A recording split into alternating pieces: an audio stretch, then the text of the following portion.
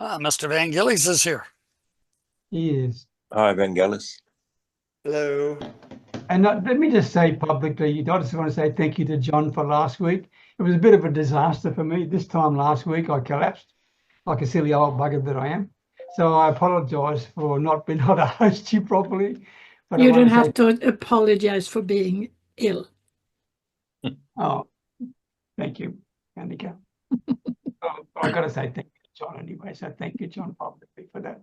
So, all righty. Well, let's get started, okay? Nice to see you, Vangelis.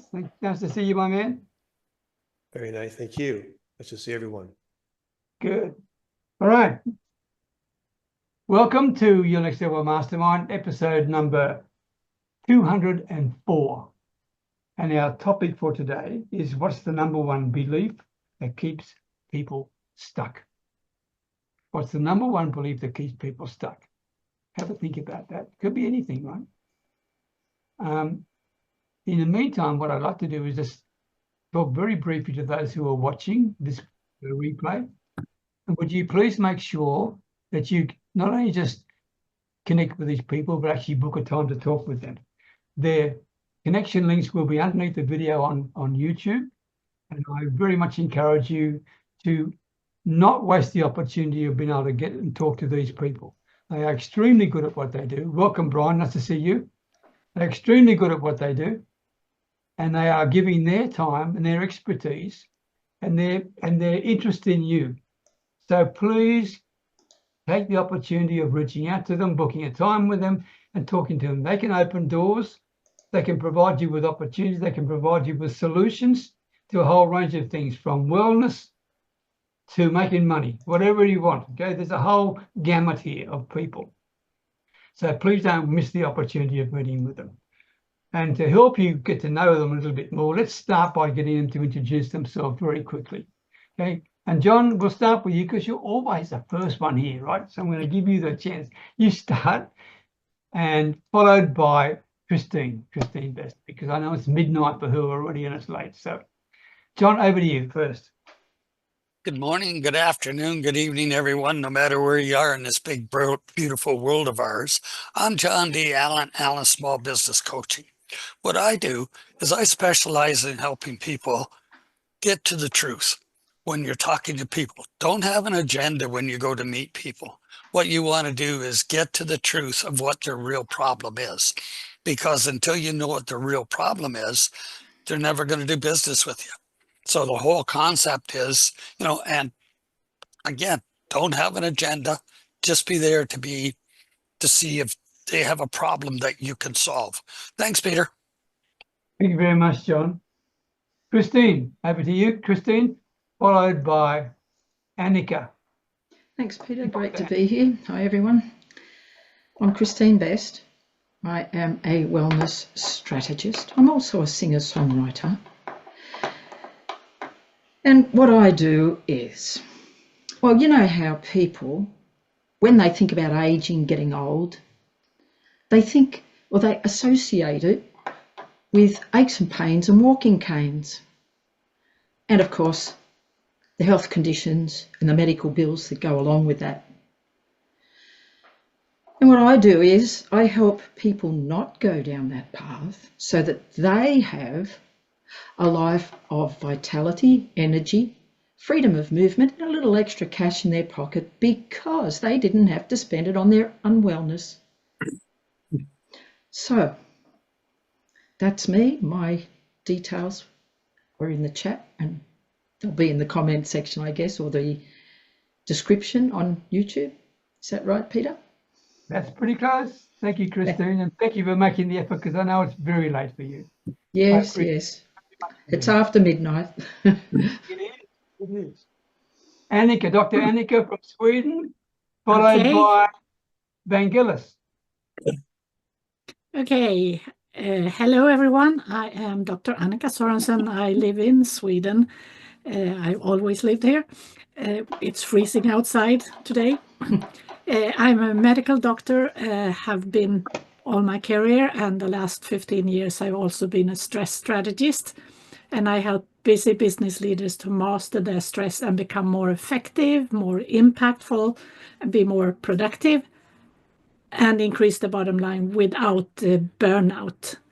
And I also help them to see their problems, because business leaders don't want to see that they are stressed, or they don't want to talk about it anyway, because that's a no-no. They seem weak on the outside, but I help them to understand that's not how it is. So I do speaking and workshops and mentoring. That's what it is. What did you say? They feel weak. What did you mean by that? I mean that business leaders, for many business leaders, talking about mental issues, because they think that stress is a mental illness, and to me stress is part of life, and mental illness is seen as weak, and we don't want to talk about that. Especially if they're men. Especially if they are men, absolutely. Thank you, Annika. Okay. Vangelis, over to you, my man, followed by Elena over there in Malta having a lovely holiday. Vangelis. I work with executives that feel like no one really understands their scenarios. And it could be a variety of things. In fact, what we're talking about today, feeling stuck, feeling empty, feeling unfulfilled. And the only difference is that I've noticed that they want to speak with people who really know their scenario and realize that there's other people that feel like they do, so they don't feel like they're alone. And just like Dr. Annika says, a lot of them do not want to say stuff because there's an image they have to uphold. And so really the only difference is that they want someone that has been in their shoes, been in their position, and feel like they can relate to. So that's what I work with. Thank you. Thank you. Thank you very much indeed. Elena, followed by Daniel.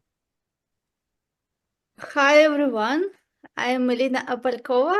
I'm so happy to be here, and I help people to connect with themselves and find fulfillment in life, and also find the tools which can help them to transform their life. I'm founder and CEO of Mindset to Results, and the mission of our company is to help people to live life with the fulfillment and bring their best what they can do, because everyone has such a huge potential, and we help people to understand that potential and live life and really be happy, wealthy, and healthy. Well done. Thank you, Elena. The thing I like about you is that you help people achieve audacious goals. That's the bit that strikes me. Okay? Audacious. I love that approach to things. Okay.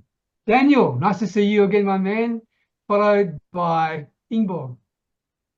Hello, everyone. So I'm Daniel Kobryner. I live in London. I'm a life and business coach and as well international motivational speaker. I help small business entrepreneurs and professionals who feel stuck and fulfilled and without really a sense of direction, to get back confidence, clarity, motivation, and to transform into living a fulfilled and meaningful life, and eventually become unstoppable. Once doing that, I offer people a very safe environment where they can really express themselves, because it's all about listening to people, listening to companies. What do they want? What are their real needs? And then afterwards, if it's possible, offering them the best value, but only with what they need. Thank you. Wow, Daniel. You mentioned one word, unstoppable, right? Unstoppable. Thank you, Peter. Thank you. This is the world. And when you think at the Absolutely. top of the got about the number one belief that keeps people stuck. And then we think about Daniel and unstoppable. What an interesting combination. Okay. Wow. Wow. Thank you, Peter. You could probably talk for an hour on this topic. Okay. Absolutely. Ingeborg, over to you, followed by Brian. Brian K. McNeill. Hi, yeah. I'm Ingeborg Mooiweer, based in the Netherlands, and I help high achievers who are stuck. They don't lack the skills or intelligence or capacities. What they have is like invisible emotional patterns. And I help them uncover them, and that they stop, having trouble with setting boundaries or people pleasing or trouble in relationships. And I help them get to the root cause, to the root issue actually, and then solve that, change it. And they'll become, having more energy, better relationships, have a focus, clarity, and that's what I do. And you do it very well too. Well done, Ingeborg. Thank you. Thank you very much. Peter, can I add something here? I had an incredible conversation yesterday with Ingeborg, sorry. She is an amazing lady to talk to, and she can really help you out. And Alan, I know you're really going to enjoy when you get together with her. You guys will have a great call. And for the rest of you on the call, I strongly recommend you reach out and talk to her. You'll be glad you did. Thank you. Oh, thank you, John. Gosh. We'll send you a bill later for that, Ingeborg. Okay, well done. Thank you, John, very much. Brian K. McNeill, followed by Tina. Good morning to everyone. It's very nice to be here with you guys. It is very nice to see some faces that are new to me, but it's also really nice to have 5 professional women in this circle this morning. And I'm excited to see you, beautiful ladies. Thank you for joining us. My name is Brian K. McNeill, and I'm the sales confidence leader. And I've been helping people to sell better for more than 30 years. And I've written 7 books, and the 8th one will be done soon. And it's all about my topic of selling and selling yourself and selling services. But what I want to highlight is there are so many amazing entrepreneurs that are not earning the money that they could or that they should. And very often they don't earn that money simply because they do not know how to sell it well, or they're using antiquated methods of selling that no longer work, or they have a wrong perception about what selling actually is. And what I do is I provide safe places for these entrepreneurs, these solopreneurs, to not only get good and consistent sales training, but actually find a safe space where they can have community of people in similar situations as them. I host 2 weekly meetings for entrepreneurs. On Monday night, I host a meeting called the Sales Confidence Mastery Group. And on Wednesday nights, I host a group called Empowering Financial Professionals. Both groups are focused on teaching you how to sell, but financial services is different. So Brian K. McNeill, the sales confidence leader, providing an environment where entrepreneurs can gather and get consistent growth and accountability. That's what I do. Thank you, Brian. I love the idea of providing a safe environment. That is critical for people. Well done. Well done indeed. Tina, nice to see you. Followed by Alan. Thank you. So I'm a divorce coach, a certified divorce coach. And most people don't know what that is. So I explain it as we understand what a wedding planner is. They're everything wedding, from the cake to the venue. I'm everything divorce, from the thinking about it to the healing about it. I work in the high conflict arena. My direction is towards men, although most of my clients are women, coming out of abusive type situations, financial abuse, any type of abusive situation. So my job is to help you deal with those emotions, to help you take that overwhelm and chaos and turn it into calm and peace. That's what I do. You make it sound so easy, but it's not, is it? My clients are some of the most difficult people in the world to work with because they're so overwhelmed and their brain isn't working.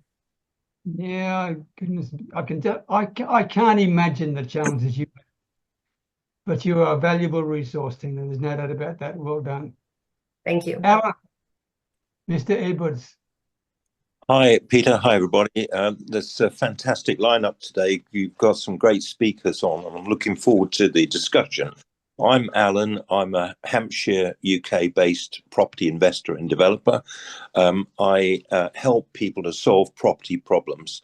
So, for example, if there's an empty office block or a partially empty office block, the owner's usually got a problem. I go in and I will turn that into a good quality residential home. Sometimes these homes are for disabled people or vulnerable people, and we work with local authorities to actually create homes for such vulnerable or disabled people. We thereby solve problems for property owners. We create great returns for property investors. We create housing. From an empty office block, we can create 5 flats or 10 flats. We're just at the moment turning a care home that's closed down. It's been closed down for more than 2 years. We're creating 10 homes out of that closed down care home, plus more homes in the garden. So from one unused property, we're creating up to 22 flats for social use.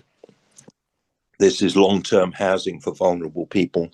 It helps solve the UK housing crisis. It's a win-win solution to the UK's housing crisis. And basically, there's nothing at all adverse about what we do. We solve problems for lots of people.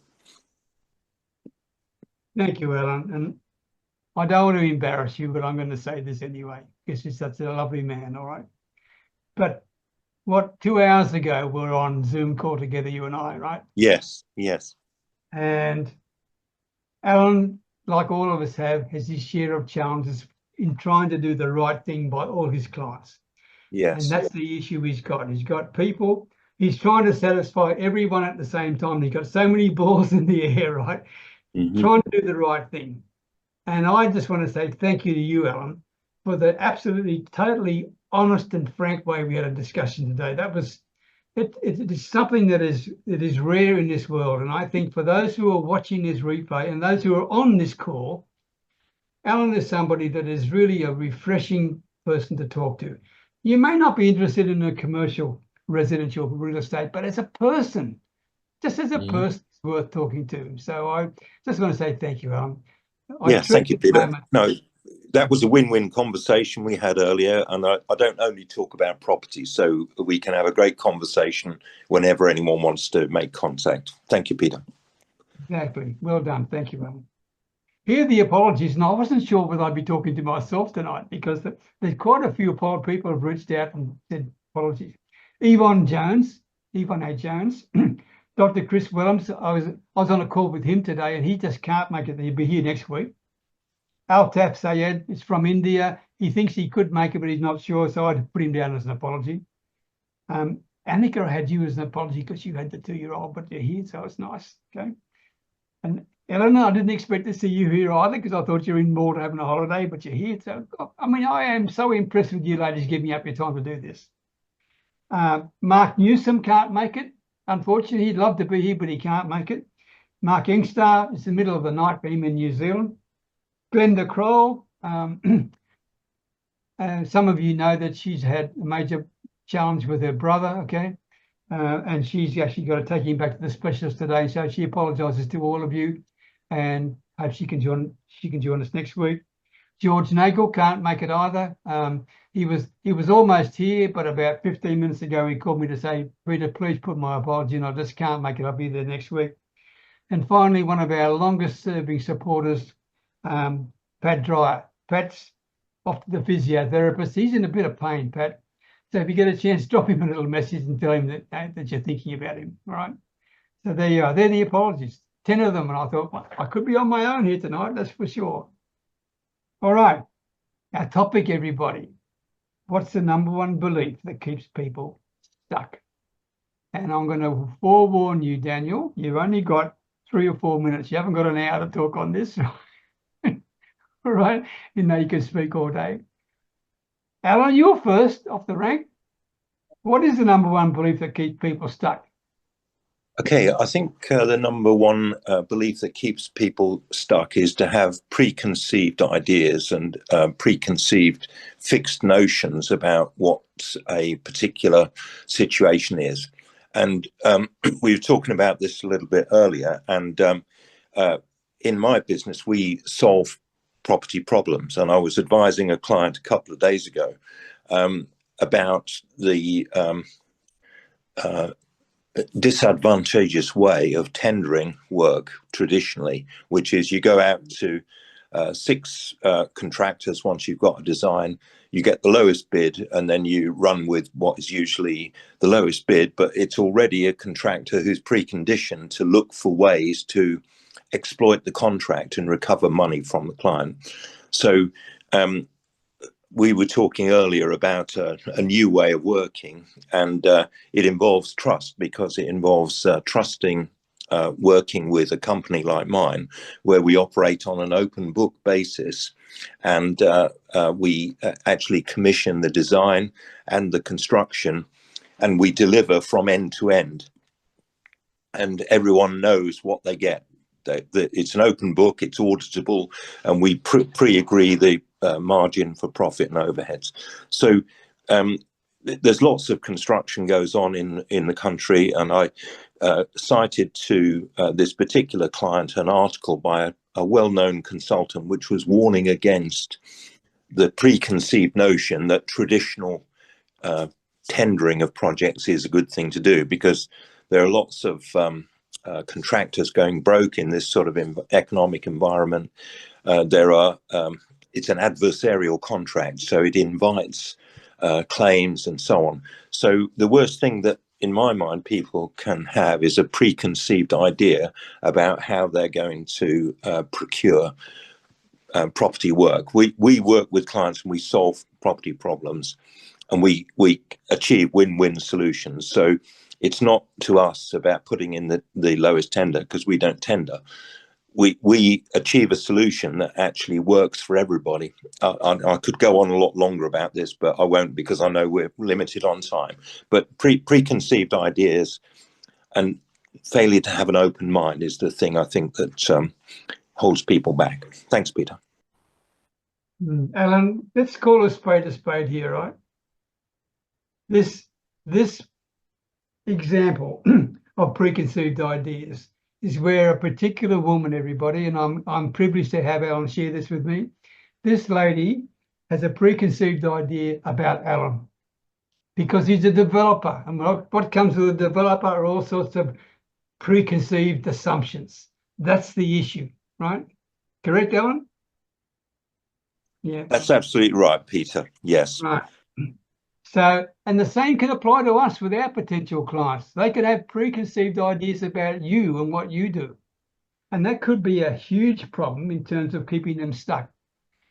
Daniel, over to you, because this is more your area than mine. So I'll just shush and listen to you.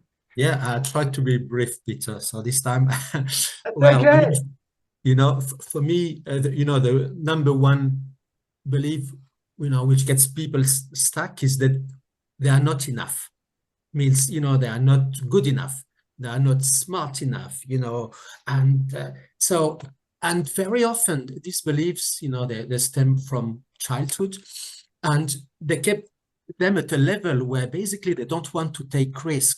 And every experience, when they fail in doing something, they think, well, I knew I was not good enough. So basically, like people talk about self-prophecy.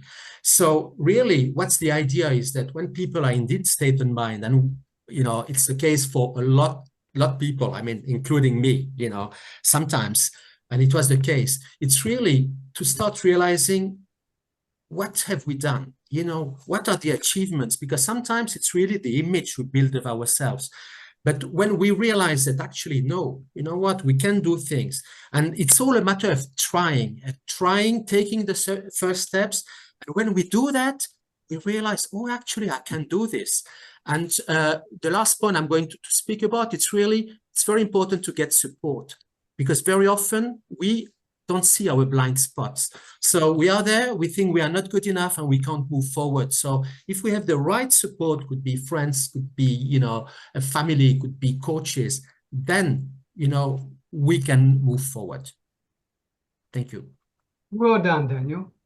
Interesting. When people feel, this is interesting, when people feel they're not good enough, or they're not smart enough, or they don't value their services enough, they could be people who are trying to help other people. And so they undervalue what they can provide to people, which means they undercharge, right?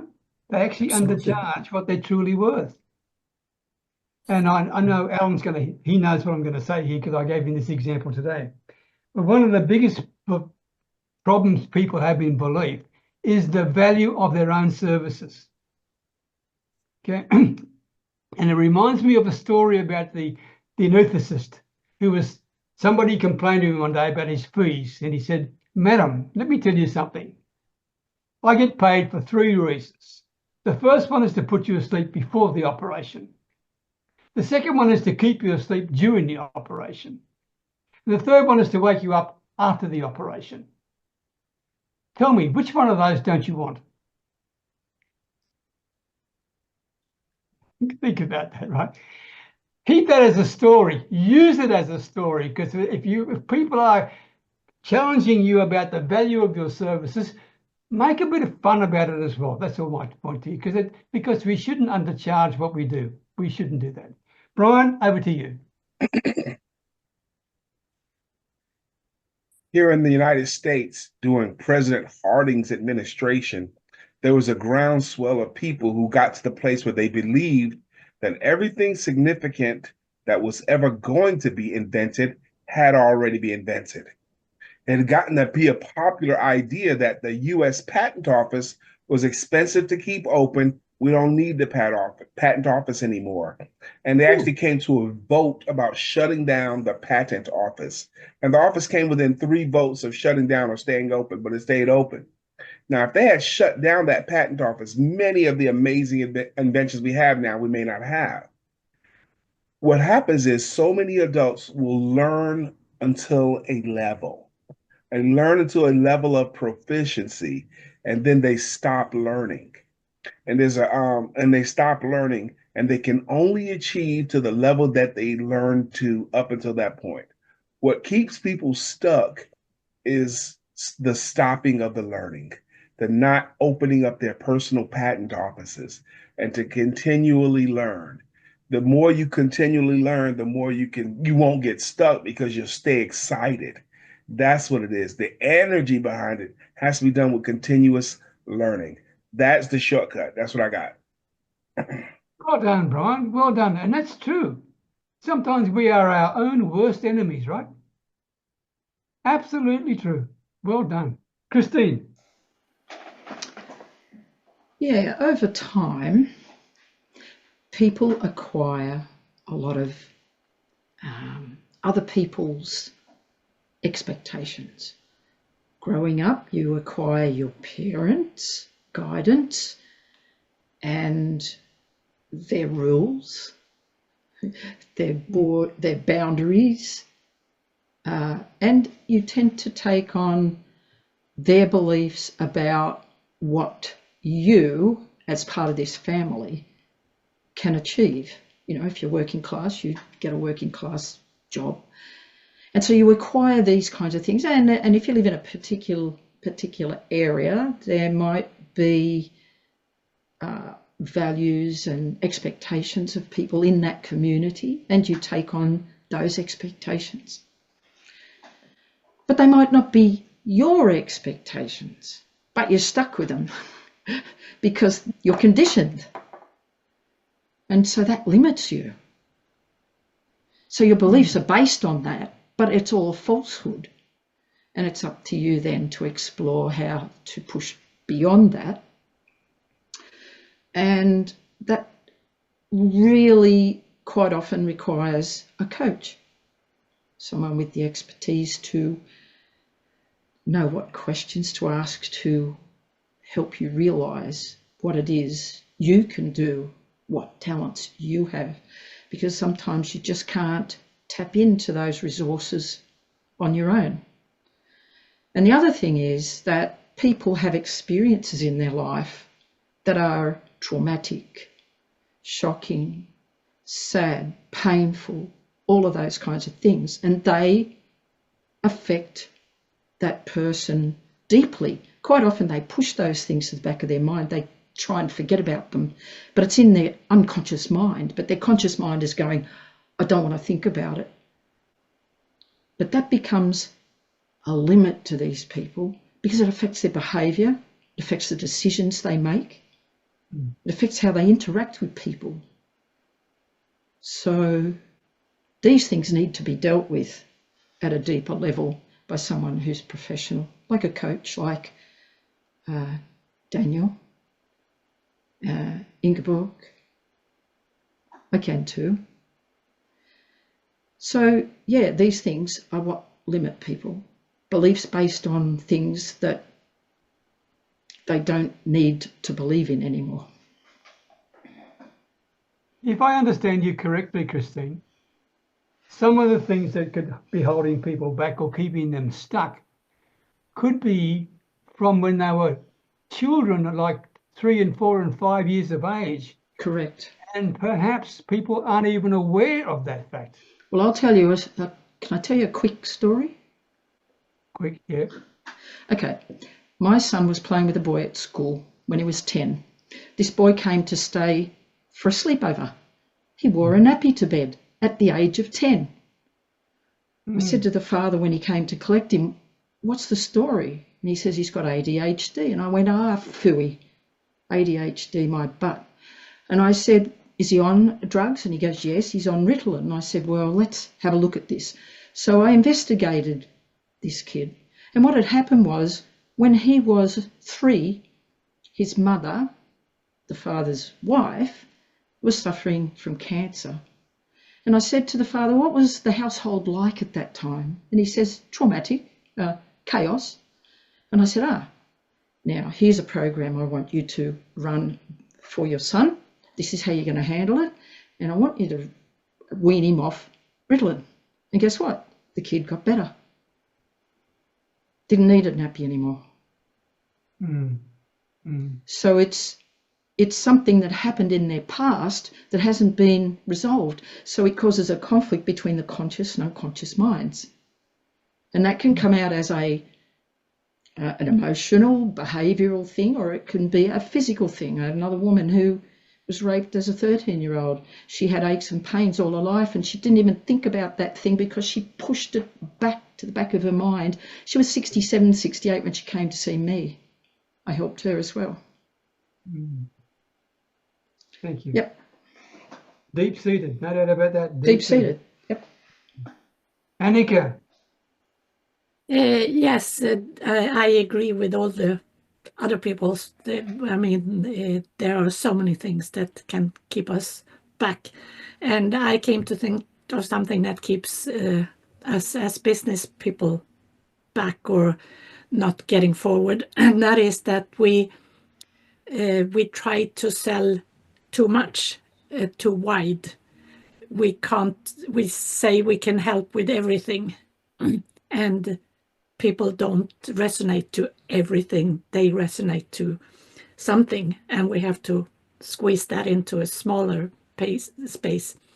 And that's hard to do, especially in the beginning. I'm guilty of this. I know. So you have to, as a business person, to be able to reach out, you need to be more specific who you're reaching out to, and you're not selling everything, even if you know you can do a lot more than you do. And I think there are so many people, entrepreneurs out there that I've seen that done exactly this. They gonna help this and this and this and this, and nothing gets done. So that's my 2 cents. Well, that's 5 cents worth. And I think that was very valid. Okay. Well done, Annika. Well done. you just touched a very important point, because and I appreciate your honesty. I mean, you were very open about that, and I thank you for sharing the way that you did. Okay, Elena. My opinion about what keeps people stuck is living in what is opposite of knowledge, living in ignorance. Yes, ignorance. Ignorance about who they are, not knowing who they are, not understanding the laws, not understanding their potential, and not having awareness of what they can achieve.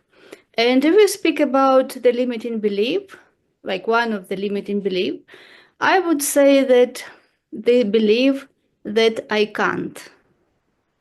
Believe that I can't. This is what makes people stuck. So it is not about that you cannot do something. You can do everything. The question is, do you really want that big? Do you really want it so much that you will be willing to get out of your comfort zone and find out how you can do that? Because it is not about that we are not able to do something. It is about not having that big vision which will make you really fulfilled and inspired, and really to have that burning desire that will get you out, and you will look for the way, even if you don't know how, but you tell yourself that I can, I want, and I'll figure it out. And when you make that decision, when you tell yourself I can, although I don't know how, you will find a way. Because just by making decision to go for it, you will flip your brain to the different frequency, and you will start operating at different frequency and understanding, and again knowing about the rules, about the laws, and how your subconscious mind can help you to get everywhere where you want to be. This what will help you to get unstuck. Well said, Elena. You know, two words you mentioned are critical. And the two words were burning desire, right? If people don't have that burning desire, they are not going to achieve. And they don't deserve to achieve either, because they're not in the right frame of mind, are they? When you think about it. Okay, they will not get out of their own way, out of their own comfort zone. So I agree with that.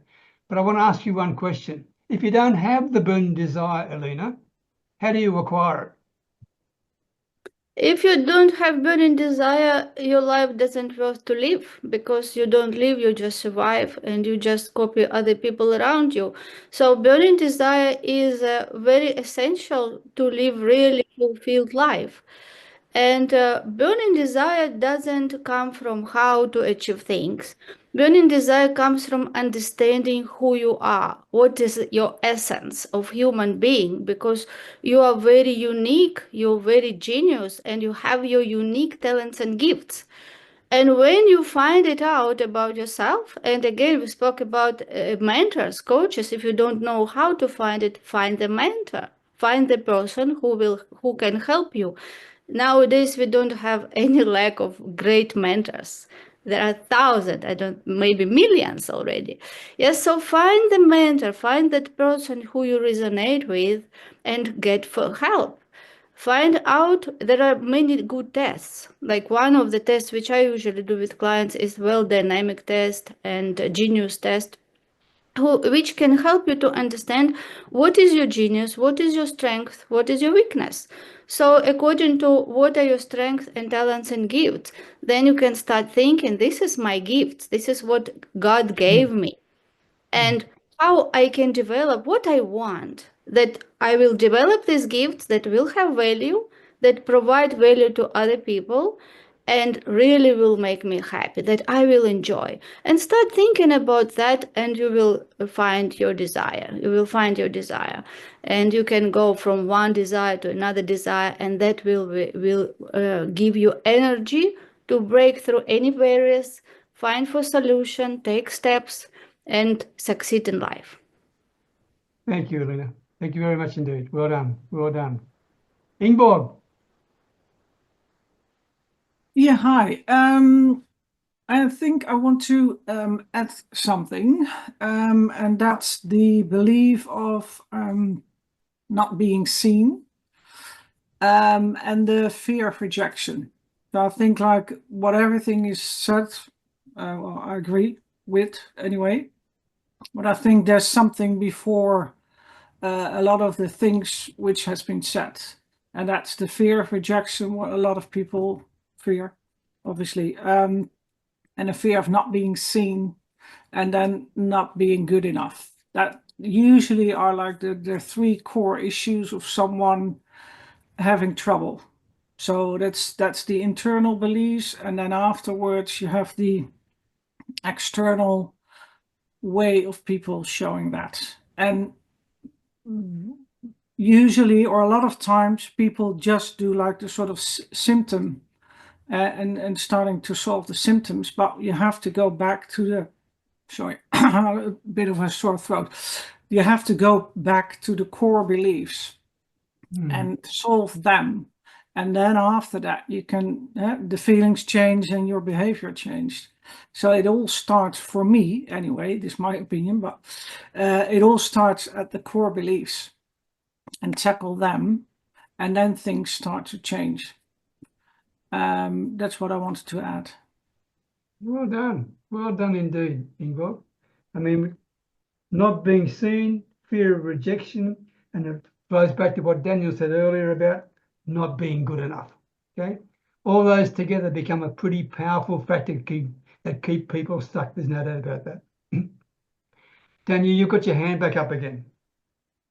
Yeah, I just wanted to give a little example. And first, thank you, Kristine, for the example you mentioned about, this little boy and what happened when he was a child. And what we don't realize is so much of our trauma comes really from our childhood, from the first 7 years of our childhood. Something happened, and if it's an emotion, really. Somebody says, "Oh, you are not good," or "This is not nice," and then you keep it because you believe it's true. We take things without filter. And I would like to give you, just to share a story with you. At a given time, I was coaching a young lady. She was confident, but the tone of her voice was very low. I could hardly understand when she was speaking. So I asked her, "Can you speak up a little bit?" But she would speak at a really low tone. So I had nearly to read her lips. So, and I said, "Oh, what would you like to do, later on, And she said, "Oh, I would like to," I don't know, she wanted to do something legally, but where she would need to speak. So I said, it's very important that, people can listen to you.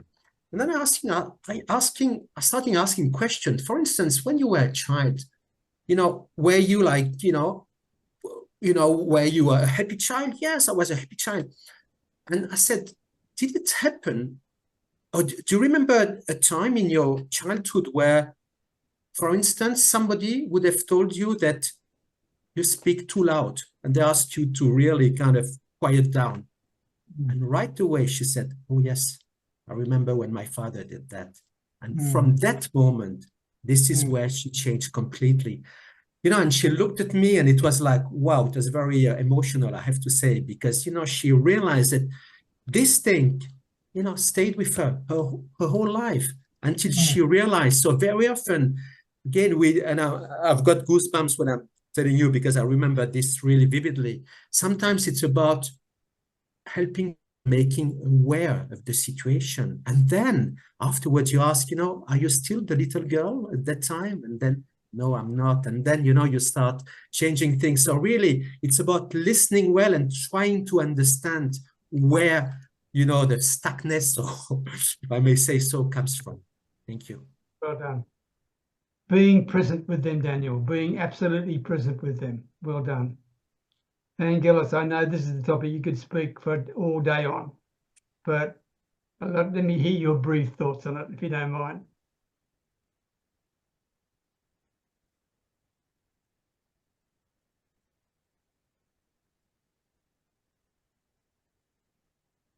In my experience, it's not living your life. And the tough part about it, it's not knowing that you're not living your life.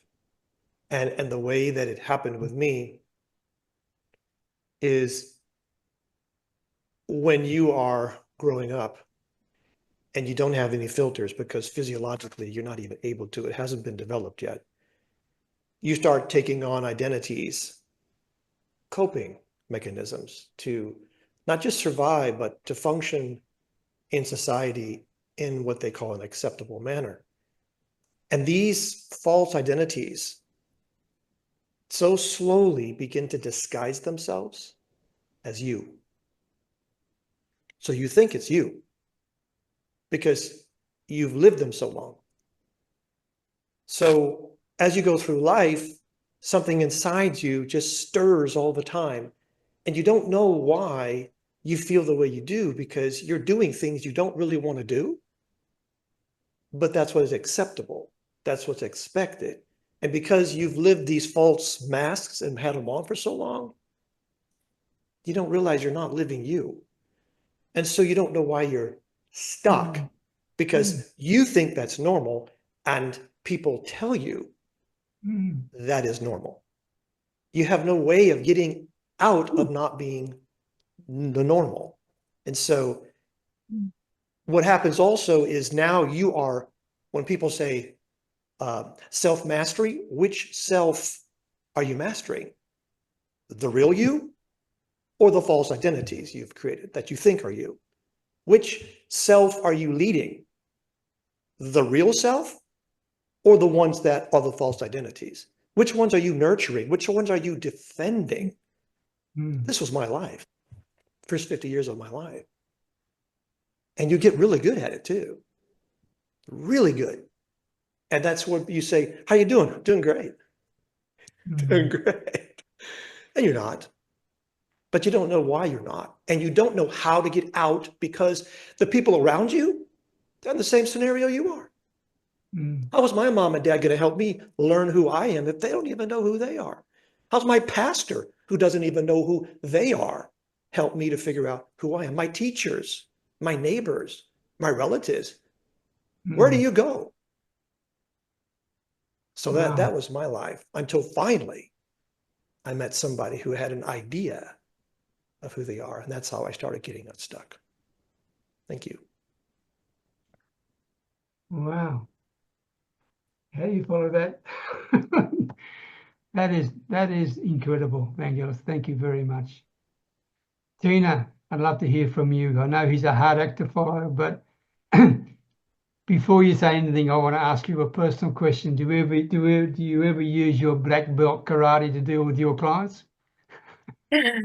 Actually, yes, but it's more in the mind than in the hands and feet. That's the whole thing that you learn. So through all of the conversation, but specifically what we just heard, we spend a lifetime in cloak. We hide. And so Tony Robbins actually says that you need to talk to somebody that is somebody. So somebody that can help you. So pay attention to who you're communicating with. Pay attention to who you're asking to mentor you. They need to be above you. They need to know what you don't know, what you need to help you heal. And so through all of the conversation today, you know, everything hit right on as far as that. I just lost my husband 7 months ago. And I have to give a shout out to John because he's kept me on my feet for all of these 7 months. But the thing is people are like, oh, well, you're doing really good. And yes, I am in front of you.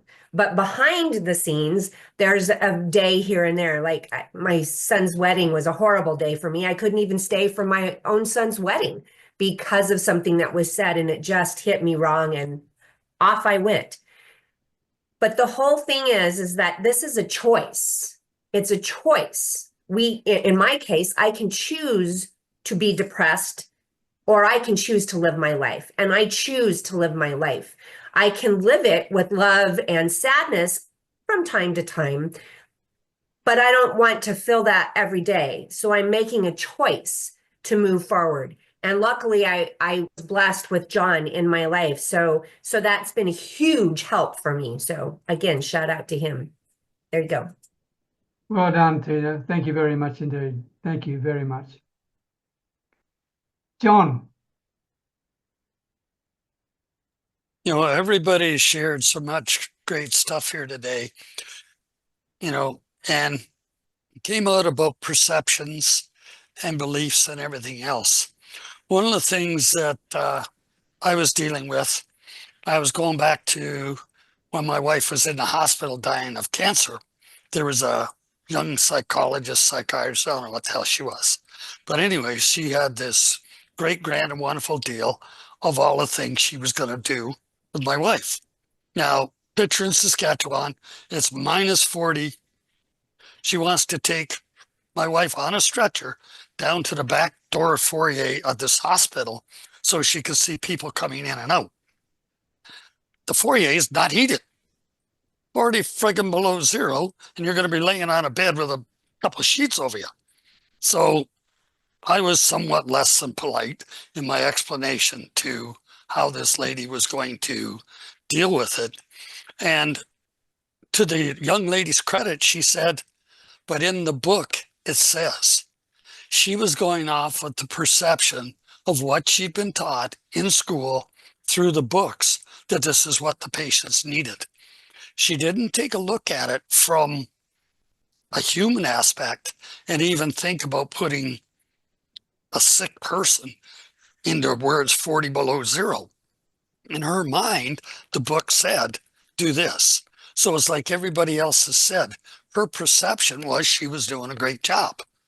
You know, and after I ended up talking to her boss, and her boss said, I do not know what you said to her, but she has changed her whole perception on dealing with people. All I said was, I told her to deal with real people, not a book situation. What it says in the book doesn't always relate to how life really is. So be willing to deal with people as they are. Don't try to be something, be great, grand, and wonderful that is strictly a smokescreen. You know, deal with people, like Ingrid said, find their real problem. When you find their real problem and you can help them deal with it, that's when you make progress. If you're just attempting the symptoms, you're going nowhere fast. So, you know, thank you to everybody for their great comments and everything today. It's been a really great call. Thank you, John. You just reminded me of something that I heard from a guy by the name of Steve Plummer. I don't know whether you're familiar with him at all, but Steve Plummer said this: the tension is who you think you should be. Relaxation is who you really are. Think about that. That's very deep and meaningful, very deep and meaningful. And Tina, I just want to say something to you because I can resonate very closely with you. You lost your husband, and as you are aware, I lost my wife more than 2 years ago now. But grief is an incredible thing because it sneaks up on you, doesn't it? When you least expect it. When you least, I mean, you talked about the wedding, okay? And whether that's a belief or a grief, I'm not sure. I'm out of my depth. This is your area, Ingeborg and Daniel and Kristine, okay? And obviously after Vangelis today. But to me, grief is something that will always keep me stuck. But you know what? In a way, I have to turn it around to be positive, to think I'm blessed to have had 28 years with that woman. Okay? I'm blessed to have that because she was my rock. She was the one that kept me honest. She was the one that kept me sane. And she was the one that kept saying, Peter, do it. Just do it. Okay? Just do it.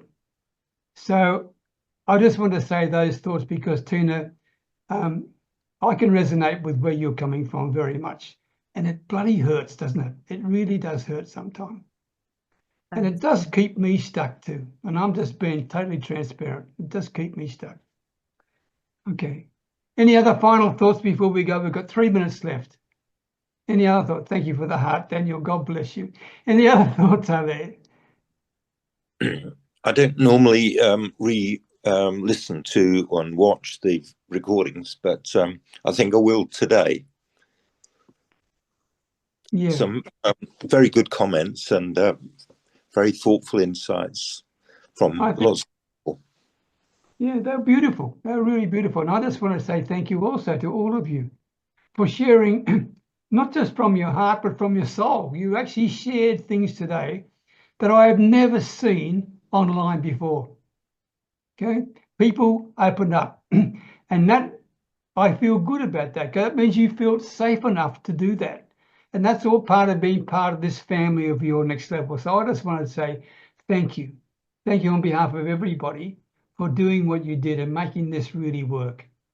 And Daniel, I know we're going to have trouble keeping you quiet on this topic, but you've got your hand up one last time. No. Thank you so much, everybody. I just like to give you to leave with this message of hope, is that it's never too late to change. Never, at any age, at any situation, however desperate it might need, there's always a possibility to change.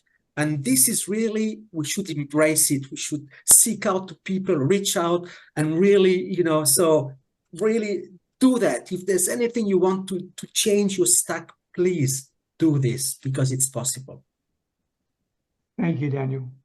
What a beautiful way to finish. I can't think of a better way to finish than that. So on behalf of everybody, I want to say thank you. God bless you all. I love you dearly. And I look forward to seeing you same time next week. Okay? All the best. Take care.